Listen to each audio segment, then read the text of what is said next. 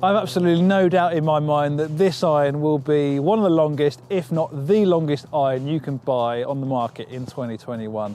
So let's hit some shots with it, see how far it really goes, understand a bit about where this distance comes from and see how it compares with similarly lofted game improvement irons that have been launched recently on the market in 2021. I'm really, really excited to share with you what iron this is and how far it really goes.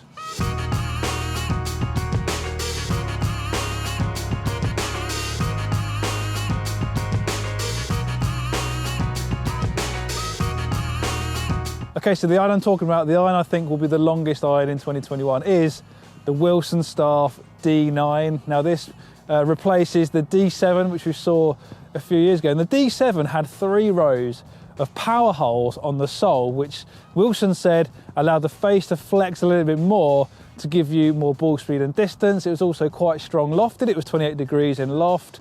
But the D9 takes the technology one step further and incorporates kind of computer influenced design. So Wilson used a lot of computer software to really understand the most effective design and configuration of the power holes to get maximum speed and distance out of it. And you'll notice that on the sole now there's only 2 rows of power holes on this D9 iron, and the toe side one near the face is actually slightly shorter. Again, this has all been influenced by computer to really optimize that face flex and give you the most amount of launch, the most amount of ball speed, the most amount of distance. It's also been strengthened in loft, so this is now 27 degrees in the 7 iron, which is pretty strong, but it's not the strongest 7 iron out there. We've seen a Titleist T400, that's 26 degrees. We've also got the new TaylorMade SIM2 Max OS, which is 26.5. So I'm be testing mostly this iron here on the golf course, but also going to flash up some data from the GC Quad launch monitor to see how it compares with the SIM2 Max OS in particular, because that was an iron I tested on exactly the same day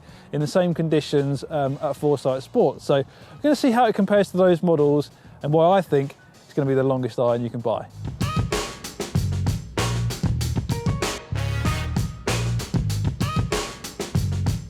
Right, so I'm going to flash up the Wilson Staff D9 GC Quad numbers on the screen now. I'm also going to flash up the TaylorMade SIM2 Max OS irons. As I said, tested that on the same day. And I'm also going to flash up the Titleist T400 data, which I got last year. So not same day testing, there's a bit of discrepancies there in the methodology, but hopefully it'll give you a good idea about how this iron compares to those 2 models. So you'll see, D9 was the only iron that was giving me ball speeds in excess of 130 miles an hour. This was a lot faster than the other 2. Admittedly, when I was realizing how far it was going, I was trying to hit it as hard as I could. So maybe that plays a little bit of a part in the discrepancies in the numbers. Obviously, I was trying to hit the others pretty hard, but maybe not quite as hard as this. But what you'll also notice is that the D9 was launching quite a lot higher than the other 2, and the peak height on shots was a good 3 yards higher than the other 2. So while it is pretty strong lofted, it is still getting the ball up in the air really easily. And also you'll notice that while the spin is a bit lower with the Wilson Staff D9, the descent angle is slightly steeper, so you shouldn't be losing out on stopping power, particularly from that reduction in spin.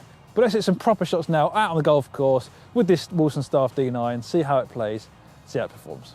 So looks wise, Wilson Staff D9 does have all the hallmarks of a game improvement club. There's a hint of offset there, fairly significant, and quite a thick top line. And one thing I didn't like about D7 was that even in the 7 iron you could see the back of the sole behind the top line, and that is still the case with the D9. At address you can see, certainly in the hillside, the back of the sole on the D9, because it is quite a wide sole. It does have a decent amount of camber to it, so it'll play a bit narrower than it looks.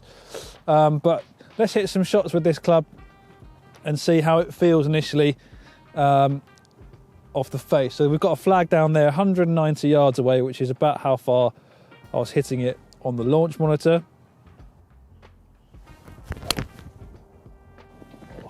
Little bit of a pull, but hopefully you can tell from the microphone this iron feels absolutely fantastic. It feels really, really explosive. It feels like almost like a 3-wood or a driver. That's how hot this iron feels off the face. And the other thing I really noticed was how light it feels. So it feels really, really light to swing. I think that definitely helps with the swing speed and the distance when you combine that with the KBX Max ultralight shaft. So this is the lightest shaft that KBS offer in their iron range. I think that's definitely going to contribute to the swing speed, but also the launch angle that you're getting from an iron that is relatively strong.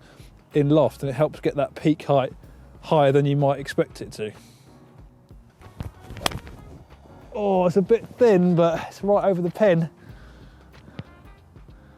Just short. Right, I'm gonna hit some more shots with it.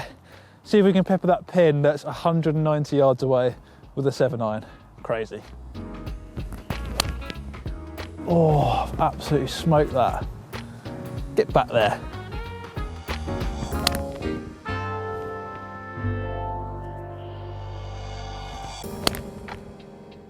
Well, I've got to say, I've had a lot of fun hitting this Wilson Staff D9 iron. It feels absolutely incredible out the middle, and also when you don't quite strike it as well, you know, in the heel and toe, low on the face, it still feels pretty good. And I've been amazed at how high shots have been flying into this pin, around about 190 yards away. Unfortunately, didn't hit any shots that got all the way back to the pin. It's really cold today, hitting outdoors. Didn't quite replicate the distances that we got on the launch monitor, but it was still, you know, still hit some shots that got to the front of the green, front section of the green, you know, carrying a good 180, 182 yards, which in these conditions is very, very impressive. And what's really surprised me is how high the ball has been flying given the loft of this club. So it's 27 degrees.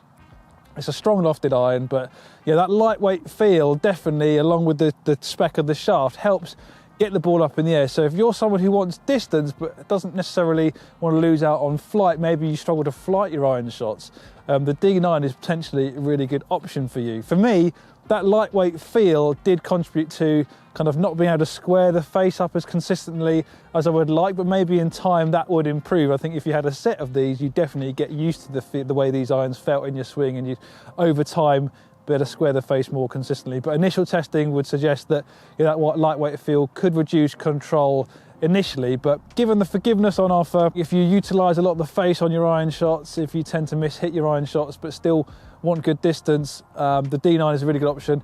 If don't be put off by the stronger lofts. You know, this iron is definitely moving on from where we were with D7, which I thought was one of the most impressive game improvement irons you can buy, and this one is exactly the same, and it comes in a really reasonable price point, $499 for a set of irons. That's really, really competitive, and arguably, you know, undoubtedly, while it's one of the longest irons you can buy, it's one of the best value options you can buy as well. So D9 from Wilson Staff, ticking an awful lot of boxes here. Been very, very impressed. Definitely give it a try when it hits the shelves in February. I think you'll be very, very impressed. I hope you enjoyed this video. It's given you some insights into what might well be the longest iron on the market in 2021. But that's all from me. I'll see you next time.